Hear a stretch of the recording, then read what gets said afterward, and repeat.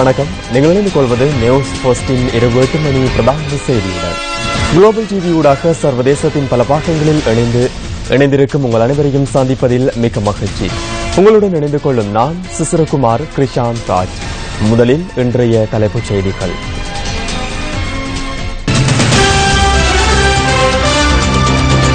Cigarette மீதான வரி அதிகரிப்பை தாமதப்படுத்துவோருக்கு ஜனாதிபதி எச்சரிக்கை. මේක වැඩි කල් අදින්න නැතුව කළ යුතු දේ කළ යුතුයි කියන එක ආණ්ඩුවේ සිටින සියලු දෙනාට මම මහරගම රෝහලේ ඉඳලා කියනවා රටටම ඇහෙන්න.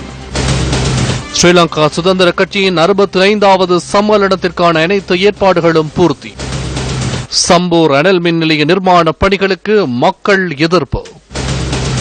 அமைச்சர் ரிஷாடின் செயற்பாடுகள் தொடர்பில் கிழக்கு மாகாண சுகாதார அமைச்சர் விசனம்.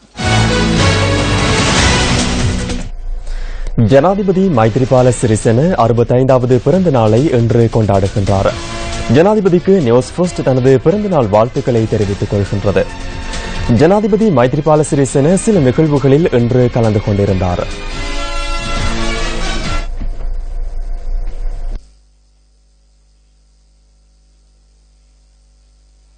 மஹரகம வைத்தியசாலையில் சிகிச்சை பெற்று வரும் நோயாளர்களுடன் ஜனாதிபதி தமது பிறந்த நாளை இன்று கொண்டாடினார். வைத்தியசாலையின் புதிய இரத்த வங்கியை திறந்து வைத்த ஜனாதிபதி முதலாவதாக இரத்த தானம் செய்தவரை பதிவு செய்தார். பின்னர் வைத்தியசாலை வளாகத்தில் நிர்மாணிக்கப்பட்ட புதிய மருத்துவ கட்டிட தொகுதியை ஜனாதிபதி திறந்து வைத்ததுடன் கட்டிட தொகுதியையும் கண்காணித்தார். ප්‍රතිකාර අංශ ශක්තිමත් කරනවා වගේම சிகிச்சை பிரிவை பலப்படுத்துவதுடன் நோய்களை தடுப்பதற்கான விரிவான தேசிய திட்டம் ஒன்றின் அவசியத்தையும் நான் அறிவேன். இந்த வருடத்தின் சர்வதேச புகையிலை ஒழிப்பு தினத்தில் எமது விசேட வைத்தியர் ஒருவர் குறுகிய உரையொன்றை ஆற்றியிருந்தார். உங்களின் அரசாங்கம் அண்மையில் வரி திருத்தம் ஒன்றை நடைமுறைப்படுத்தியதாக கூறினார். எனினும் இவ்வாறு வரி திருத்தத்தை அறிமுகப்படுத்திய சந்தர்ப்பத்தில் சிகரெட் நிறுவனம் ஒன்றின் வரியை தெரிந்தோ தெரியாமலோ உங்களின் அரசாங்கம் குறைத்துள்ளது என கூறினார். நீங்கள் கூறும் வரையில் இது தொடர்பில் அறிந்திருக்கவில்லை என அந்த சந்தர்ப்பத்தில் நான் கூறினேன். அத்துடன் இந்த கூட்டத்தின் பின்னர் நேரடியாக அமைச்சரவைக்கு சென்று அவ்வாறான சிக்கல்கள் காணப்பட்டால் உடனடியாக சிகரெட் நிறுவனங்களின் வரியை அதிகரிக்குமாறு நான் பணிப்புரை வழங்கினேன். இந்த வரியை 90% அதிகரிக்குமாறு அமைச்சரவைக்கு பரிந்துரை செய்தும் அதன் அமுலாக்கம் தாமதம் அடைவதன் பின்புலத்தில் யார் உள்ளனர் என்பதை நான் அறிவேன். அதனால் நீண்ட காலம் செல்வதற்கு முன்னர் இந்த வரி அதிகரிப்பை அமுல்படுத்த வேண்டும் என்ற விடயத்தை அரசாங்கத்தில் உள்ள அனைவருக்கும் மஹரகம வைத்தியசாலையில் இருந்து நாடு முழுவதும் நான் கூறுகின்றேன். මම මහරගම රෝහලේ ඉඳලා කියනවා රටටම ඇහෙන්න. இதேவேளை தேசிய இளைஞர் சேவை மன்ற கேட்போர் கூடத்தில் நடைபெற்ற புலமை பரிசில் வழங்கும் நிகழ்விலும் ஜனாதிபதி கலந்து கொண்டார்.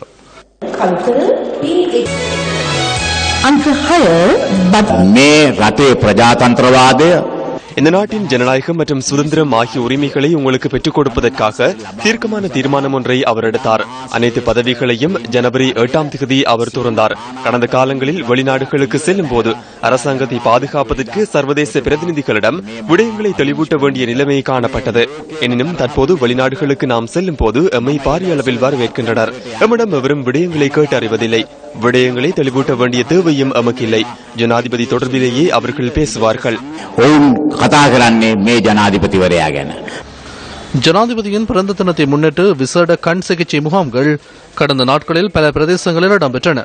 வெளி வெண்படலத்தை அகற்றுவதற்கான சத்திர சிகிச்சைகள் உள்ளிட்ட பல்வேறு மருத்துவ சிகிச்சைகள் ஜனாதிபதி அலுவலகம் மற்றும் சுகாதார அமைச்சு ஆகியன இணைந்து முன்னெடுத்தன.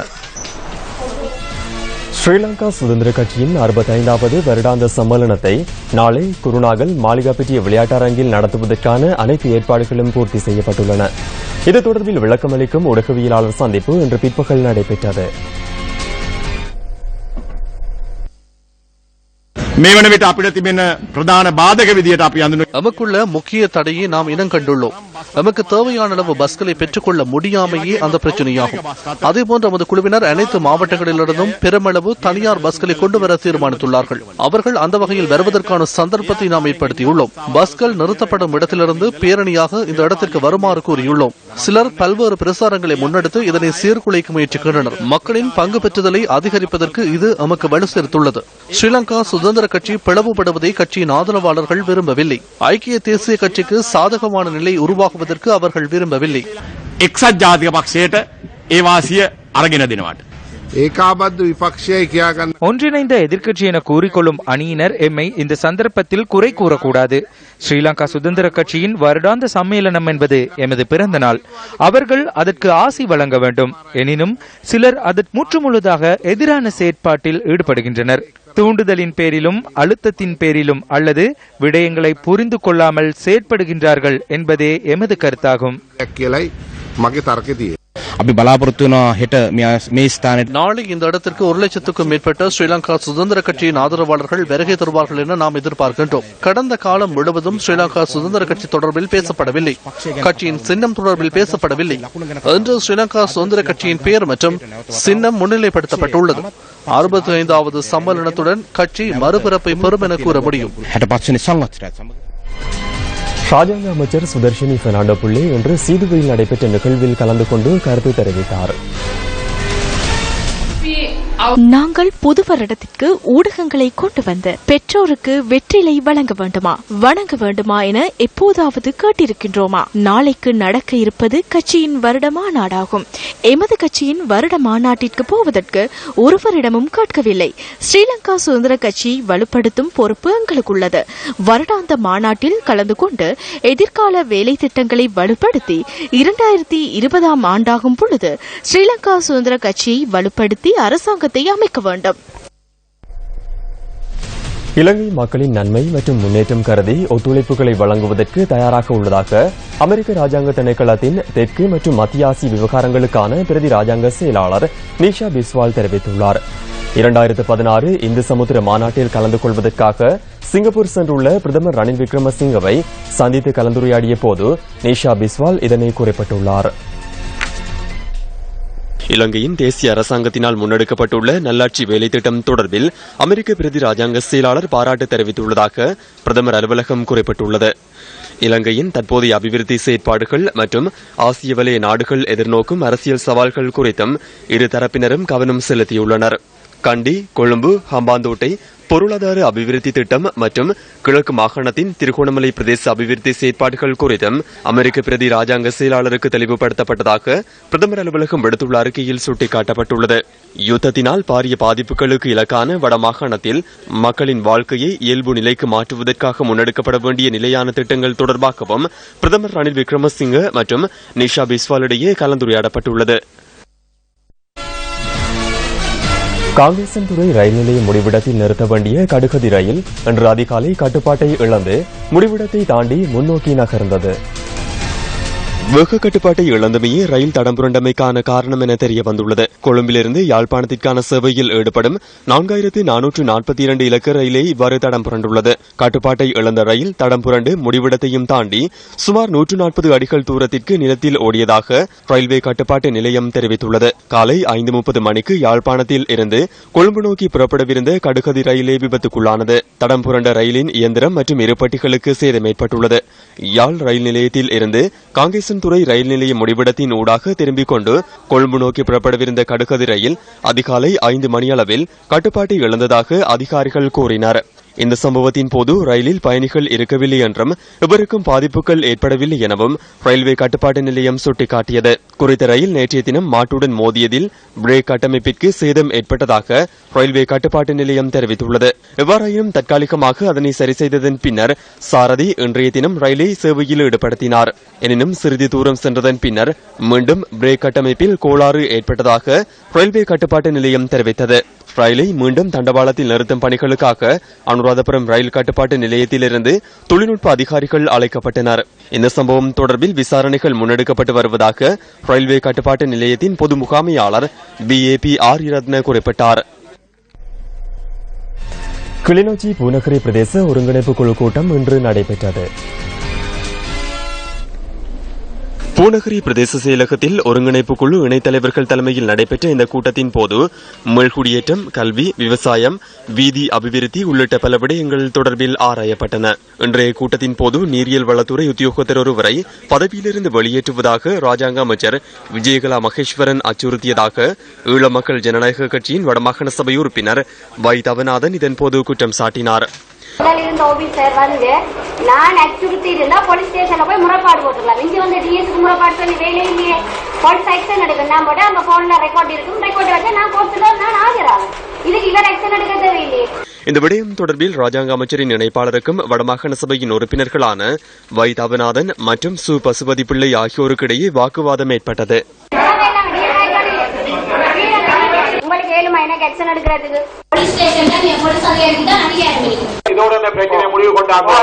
இதனை அடுத்து கூட்டத்தில் அமைதியின்மை ஏற்பட்டது. இதேவேளை தனியார் காணி ஒன்று சம்பந்தமாக எழுந்த வாத பிரதிவாதங்களை அடுத்து பூநகரி பிரதேச ஒருங்கிணைப்பு குழு கூட்டத்தில் இருந்து ராஜாங்க அமைச்சர் விஜயகலா மகேஸ்வரன் வெளிநடப்பு செய்தார்.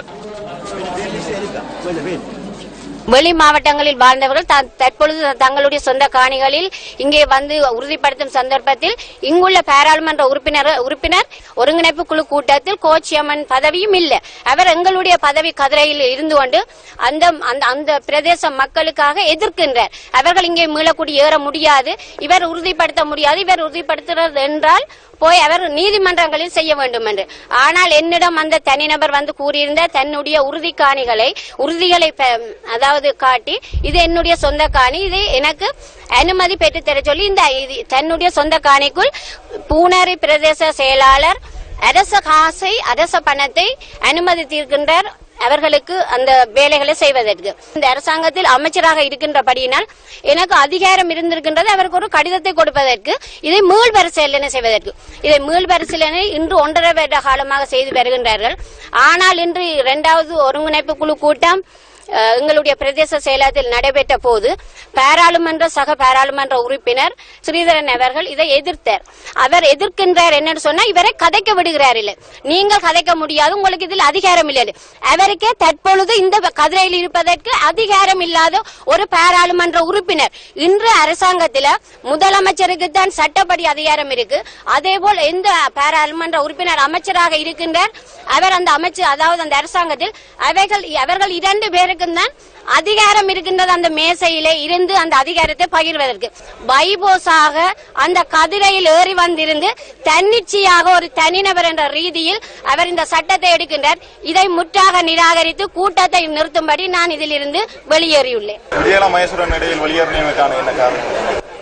அவர் நான் நினைக்கிறேன் இன்னும் ஒரு மனத்தியாகி இன்னொரு இடத்துக்கு போக வேண்டியிருக்கும், அதனால் அவசரமாக வெளியிட்டிருக்கின்றேன். மக்களுடைய பிரச்சனைகளை நாங்கள் தீர்க்குவதற்கு நாங்கள் இதை ஒரு பிரச்சனையாக மாற்றிவிட தேவையில்லை.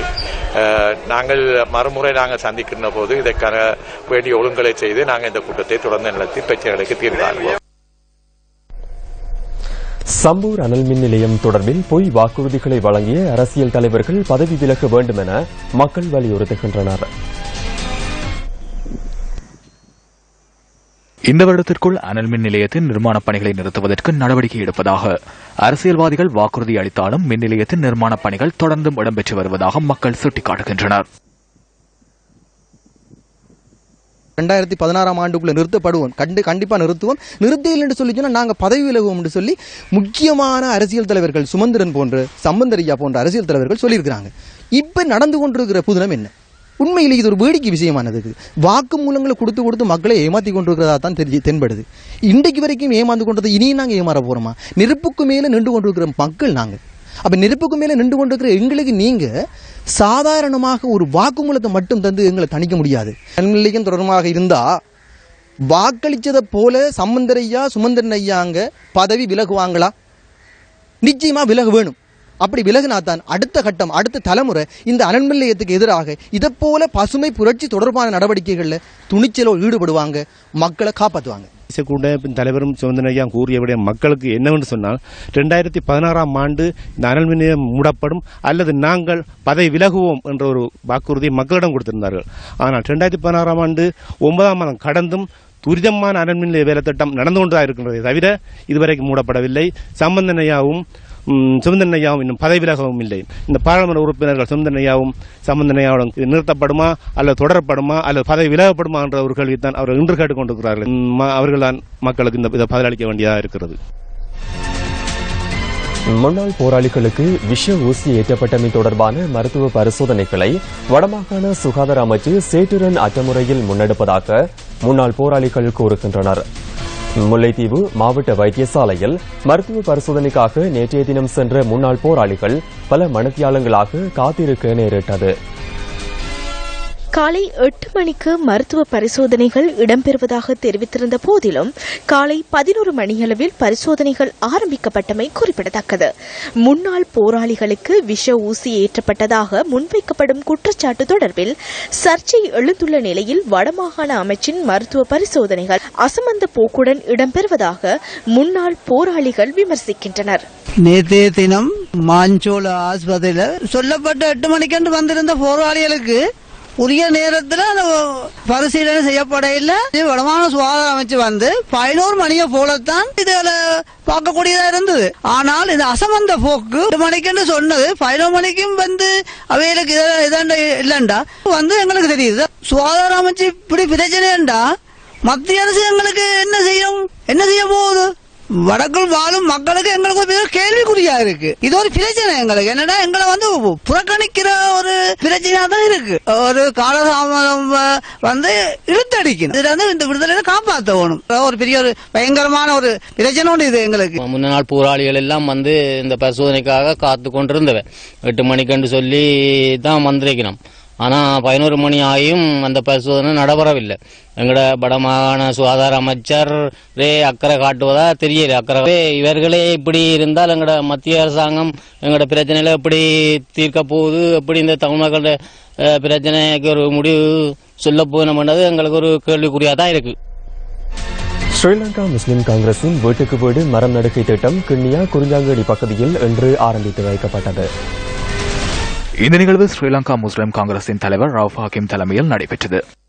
இங்கு வருகை தந்த ஐக்கிய நாடுகள் சபையின் செயலாளர் நாயகம் பான் கி மூன் இறுதிக்கட்ட யுத்தத்தின் அனர்த்தங்கள் குறித்து ஐக்கிய நாடுகள் சபை உடைய இலங்கை காரியாலயம் அந்திம நாட்களிலே அசமந்த போக்கோடு நடந்து கொண்டது சம்பந்தமான ஒரு விசாரணை ஆரம்பித்திருக்கிறேன் என்று சொல்லுகிற அளவிற்கு இது இப்பொழுது சர்வதேச பிரச்சனையாக மாறிவிட்டிருக்கு.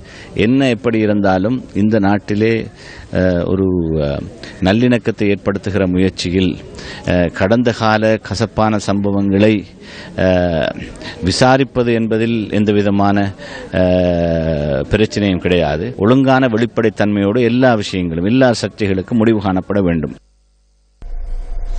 யாழ் உடுவில் மகளிர் கல்லூரி அதிபரை பதவியிலிருந்து நீக்குவதற்கு எதிர்ப்பு தெரிவித்து இன்று ஆர்ப்பாட்டம் ஒன்று முன்னெடுக்கப்பட்டது. கல்லூரிக்கு முன்பாக பாடசாலை மாணவர்கள், பழைய மாணவர்கள் மற்றும் பெற்றோர் கூடி இன்று முற்பகல் இந்த ஆர்ப்பாட்டத்தை முன்னெடுத்தனர். யாழ் உடுவில் மகளிர் கல்லூரியில் கடமையாற்றி வரும் அதிபரை பாடசாலையில் இருந்து விலகிச் செல்லுமாறு பாடசாலையின் இயக்குநர் சபை அறிவித்துள்ளதாக ஆர்ப்பாட்டத்தில் ஈடுபட்டவர்கள் தெரிவித்தனர். திரு சுமந்திரன் அவர்களோ அல்லது அவரின் நிர்வாகத்தை சேர்ந்த திருமதி சுமந்திரன் அவர்களோ பாடசாலையிலே கல்வி கற்றதும் இல்லை, இந்த பழைய மாணவர்களும் இல்லை, இந்த பாடசாலையின் கலாச்சாரமே தெரியாதவர்கள். அவர்கள் தான் இப்போது பள்ளிக்கூடத்துக்கு பெரிய குழப்பங்களையும் பள்ளி மாணவர்களுடைய படிப்புகள் பாதிக்கப்படும் அளவுக்கு நிர்வாகம் நடைபெற்றுக் கொண்டிருக்கிறது. சுமந்திரன் அவர்கள் அரசியலிலே தனது செல்வாக்கை வைத்துக் கொள்ளட்டும். ஆனால் நமது பாடசாலையிலோ அல்லது பாடசாலையின் கலாச்சாரத்தையோ அல்லது பாடசாலையின் வரலாற்றை தெரியாதவர்கள் அவரும் அவர்கள் குடும்பமும் இதுக்குள் நிர்வாகத்துக்குள்ளே வந்து மாணவர்களின் கல்வியை சீரழிக்க கூடாது. அவர்கள் இந்த மலைக்கு கூட இந்த பாடசாலையிலே ஒதுங்கினதாக சரித்திரம் இல்லை. 2011 சேர்ந்து இன்றைக்கு வரைக்கும் அந்த பள்ளிக்கூடத்தில் எந்த விதமான பிரச்சனையும் இல்லாமல் நல்ல முறையில் கல்வி வளர்ச்சி அடைஞ்சு கொண்டு போகுது. 60 வருடங்களுக்கு மேலாக சுத்தமான குடிநீரை தேடும் பிரயத்தனத்தில் பொரால கிராம மக்கள் ஈடுபட்டனர். மக்கள் சக்தி 100 நாட்கள் திட்டத்தினூடாக அவர்களின் எதிர்பார்ப்பு இன்று நிறைவேற்றப்பட்டுள்ளது. நியூஸ் போஸ்ட் மக்கள் சக்தி 100 நாட்கள் திட்டத்தின் ஆரம்ப திட்டமாக கடந்த ஜூலை மாதம் 20ஆம் தேதி பொருளைகம மக்களுக்கான குடிநீர் திட்டத்திற்கான நிர்மாணப் பணிகள் ஆரம்பிக்கப்பட்டன. மலைக்குன்றில் அமைந்துள்ள இந்த கிராமத்துக்கு குடிநீரை விநியோகிப்பதற்காக பாரிய பிரயத்தனத்தை மேற்கொள்ள வேண்டிய நிலை நமக்கு ஏற்பட்டது. தூய்மையான நீரேந்து பகுதியொன்றை இனங்காண்பது பிரதான சவாலாக காணப்பட்டதுடன் பல நாள் முயற்சியின் பலனாக நீரேந்து பகுதியொன்றை கண்டுபிடிக்க முடிந்தது. அதனூடாக பெறப்பட்ட நீரை களஞ்சியப்படுத்தி மக்கள் இலகுவாக பெற்றுக் கொள்ளும் வகையில் தயாரிக்கப்பட்ட திட்டம் இன்றைய தினம் மக்களிடம் கையளிக்கப்பட்டது.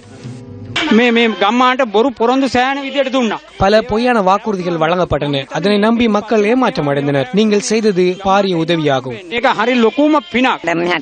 50களில் நான் இங்கு வந்தேன். அன்று முதல் இங்கு நீர் வழங்கப்படவில்லை. வரையறுக்கப்பட்ட கேபிட்டல் மகாராஜா நிறுவனத்தின் குழும பணிப்பாளர் நீட்ரா வீரசிங்கம் மற்றும் இந்த திட்டத்திற்கு அனுசரணை வழங்கிய பிராண்டெக்ஸ் நிறுவனத்தின் அதிகாரிகளின் பங்கேற்புடன் இந்த நீர் திட்டம் மக்களிடம் கையளிக்கப்பட்டது.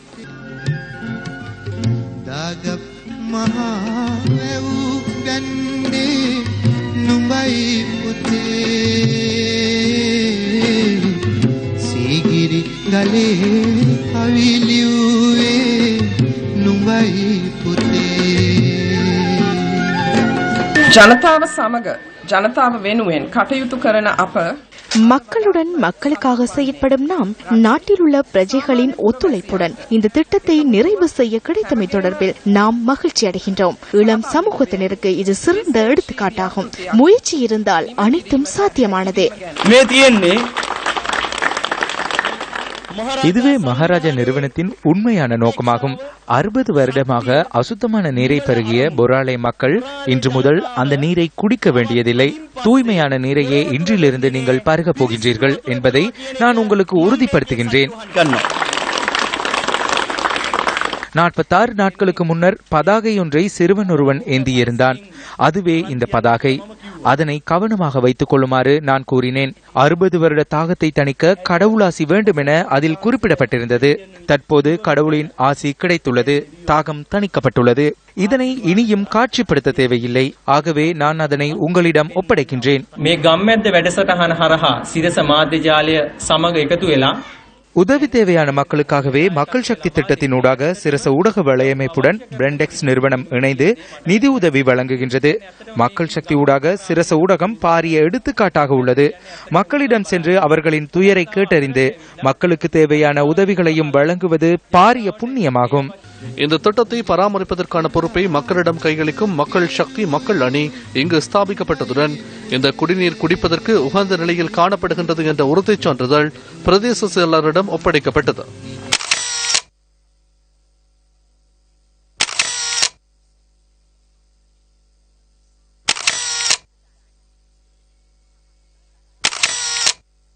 திருகோணமலை மட்டக்களப்பு பிரதான வீதியின் சில பகுதிகளில் காட்டு யானைகளின் நடமாட்டம் அதிகரித்துள்ளது. திருகோணமலை மட்டக்களப்பு பிரதான வீதியின் கங்கை பாலத்தை அண்மித்த பகுதியில் இன்று காலை பதிவான காட்சிகளே இவை.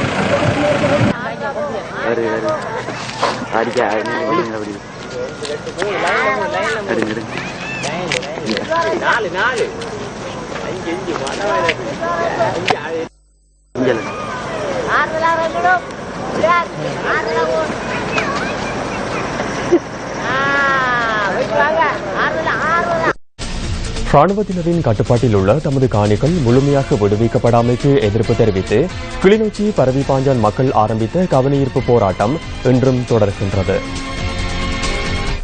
இந்த போராட்டம் ஆரம்பிக்கப்பட்டு இன்றுடன் 4 நாட்கள் கடந்துள்ளன. தங்களின் காணிகளை விடுவித்து தருவதாக எதிர்க்கட்சித் தலைவர் வழங்கிய வாக்குறுதி பொய்யாகி போனதை அடுத்து இந்த கவனஈர்ப்பு போராட்டம் முன்னெடுக்கப்படுவதாக மக்கள் தெரிவிக்கின்றனர்.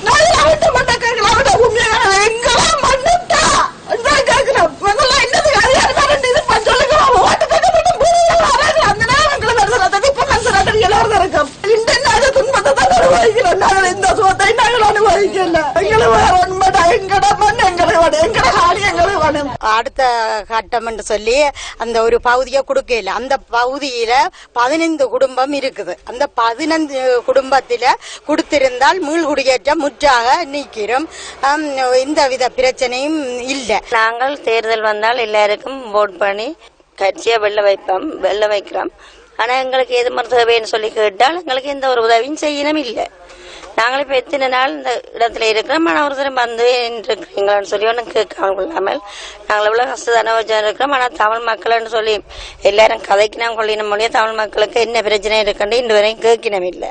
இந்த விடயம் தொடர்பில் கிளிநொச்சியில் இடம்பெற்ற நிகழ்வொன்றில் தமிழரசு கட்சியின் தலைவர் மாவை சேனாதிராஜாவிடம் வினவப்பட்டது. இந்த நிலங்கள் விடுவிக்கப்பட வேண்டும் என்பதை நேற்றும் ஐநா பொதுச் செயலாளர் மிக திட்டவட்டமாக அரசாங்கத்துக்கு சொல்லியிருக்கின்றார். அதிலிருந்து இந்த காணி பிரச்சனை இன்று எவ்வளவு முக்கியத்துவம் பெற்றிருக்கிறது என்பது சர்வதேசமயப்பட்ட ஒரு பிரச்சனையாக மாற்றப்பட்டிருக்கு. எதிர்க்கட்சி தலைவர் அவர் ஆளுங்கட்சி ஜனாதிபதியோ பிரதமரோ அல்ல. அவர் அந்த பிரச்சனையை அந்த மக்கள் தொடர்ந்து அப்படியே உண்ணாவிரதம் செய்வதை உடனடியாக செயலாளரிடம் பாதுகாப்பு செயலாளரிடம் குறிப்பிட்டு அவர் சொன்ன அடிப்படையில் தான் அந்த மக்களை இப்படி அவர் 2 வாரத்தில் அந்த காணியை விடுவதாக சொல்லியிருக்கார் என்று அந்த பதிலை சொல்லியிருந்தார். அதனுடைய எதிர்க்கட்சி தலைவர் ஆளுகின்ற அரசாங்கம் அல்ல, அல்லது அதிகாரம் கொண்டு கையெழுத்து இட்டு காணியை விடுகிற ஒரு அதிகாரம் கொண்டவர் அல்ல. நாங்களும் அதுக்கு நாங்கள் பொறுப்பேற்கின்றோம். இதேவேளை கிளிநொச்சி பரவிப்பாஞ்சான் பகுதியில் ராணுவத்தினர் வசமுள்ள காணிகளை விடுவிப்பது தொடர்பில் சாதகமான நிலைப்பாடு தோன்றியுள்ளதாக மேல்குடியேற்ற அமைச்சு தெரிவிக்கின்றது. இந்த விடயம் தொடர்பில் விரைவில் பாதுகாப்பு அமைச்சினால் அறிவிக்கப்படவுள்ளதாக மேல்குடியேற்ற அமைச்சின் செயலாளர் வேலாயுதன் சிவஞான ஜோதி குறிப்பிட்டார். அதற்கான கலந்துரையாடலுக்கு பாதுகாப்பு அமைச்சின் செயலாளரினால் அழைப்பு விடுக்கப்பட்டுள்ளதாக மேல்குடியேற்ற அமைச்சின் செயலாளர் மேலும் தெரிவித்தார். மலையக பெருந்தோட்ட தொழிலாளர்கள் உழைப்பிற்கேற்ற ஊதியம் கிடைக்காது சிரமத்துடன் நாட்களை நகர்த்துகின்றனர். பிரதமர் ரணில் அவர்கள் தலைகளை சொன்னாரு, எங்களுக்கு 2500 ரூபாய் தாரேன் அப்படி இப்படின்னு சொல்லிக்கிட்டு தான் இருந்தாரு. அது 2500 ரூபாய் கிடைச்சிச்சு. அது கிடைச்சது எங்களுக்கு இந்த சத்திய FM சத்தி டிவினால தான் கிடைச்சி. அவங்க தான் பெரும்பாலும் மலையகத்தை கொஞ்சம் அவங்க ஊடுருவி பாக்குறாங்க. பார்த்து தான் அந்த 2000 ரூபாய் கிடைச்சிச்சு. இது போல இது இப்ப யார் நான் கொடுத்தேன் நீங்க கொடுத்தேன்னு சொல்லிக்கிட்டு இருக்காங்க. இந்த 1000 ரூபாய் சம்பளம் தரே சரேதான்னு சொல்லிட்டு இன்னும் 1000 ரூபாய் சம்பளம் கிடைக்கவே இல்லை. எங்களுக்கு 1000 ரூபாய் சம்பளம் கிடைக்கல. எவ்வளவு சம்பளத்துக்கு ஒரு 100 ரூபாய் கூட்டுறது கூட இந்த அரசாங்கம் ஒத்துக்க மாட்டேங்குது. இந்த மலையத்து அரசியல்வாதிகளும் எதுக்கும் கையை போடுறது இல்லை. எங்களுக்கு 2500 ரூபாய் கிடைச்சிருச்சு. ஏன்னா கொஞ்சம் பேர் சொல்றாங்க நாங்க தான் வாங்கி கொடுத்தோம்னு சொல்லி. ஆனா இப்ப 2500 ரூபாய் எங்களுக்கு கிடைச்சிருச்சு. அந்த சத்தி டிவிக்கு தான் நாங்க நன்றியை தெரிவிக்கிறோம். அந்த 2500 ரூபாய் வெளியே கொண்டாந்ததுக்கு காரணமே இந்த சத்தி டிவி தான். இந்த சத்தி டிவி மூலமா தான் எங்களுக்கு இந்த 2500 ரூபாய் கிடைச்சிச்சு. அதுக்காக சத்தி டிவிக்கு நான் நன்றி சொல்றதோட தொடர்ந்து எங்களுடைய பிரச்சனையை வெளியே கொண்டாடணும்னு இந்த சத்தி டிவியை மிக தாழ்மையோடு கேட்டுக்கொள்கிறோம். மாத்தளை மெக்ரான் தோட்டத்தில் புதிதாக நிர்மாணிக்கப்பட உள்ள வீடுகளுக்கான அடிக்கல் நடும் நிகழ்வு இன்று நடைபெற்றது. இந்த அடிக்கல் நாட்டும் நிகழ்வு பாராளுமன்ற உறுப்பினர் மயில் வாகனம் திலகராஜ் தலைமையில் நடைபெற்றது. பாரிய வீடு திட்டம் ஒன்றை கொண்டு வந்து இங்கு அழகான வீடு கிராமம் ஒன்றை உருவாக்குவதற்கான ஏற்பாடுகளை செய்து தர முடியும். உங்களுக்கு கிடைக்கின்ற வீடுகளை யாருக்கும் விற்றுவிட வேண்டும். பிரதமர் மட்டத்திலான கூட்டங்களுக்கு செல்லுகின்ற பொழுது அதிகாரிகள் சொல்லுகிற விடயம்தான், அவர்களுக்கு தனி வீட்டு லயத்து வீட்டில் அவர் தொடர்ச்சியாக இருக்கிறார்கள். தனி வீடை பெற்றுக் கொடுத்ததும் அவர்கள் வெளியாருக்கு இந்த வீடை விட்டு விடுகிறார்கள் என்கிற குற்றச்சாட்டை முன்வைத்து இனிவரும் காலங்களில் அடுத்த காலங்களில் தனி வீடை பெற்றுக் கொடுப்பதற்கு அவர்கள் தயக்கம் தெரிவிக்கிறார். மன்னாரிலிருந்து முதலாவதாக அந்த மக்கள் குடியேறிய மாவட்டம் மாத்தளை மாவட்டம். அம்மன் கோயிலுக்கு பெரிய வரலாறு ஒன்று. இதுடன் நியூஸ் 14 இரவு 8 மணி பிரதான செய்தி நிறைவு பெறுகின்றது. மீண்டும் சந்திக்கலாம். நியூஸ் 14 10:45 பிரதான செய்தி. வணக்கம்.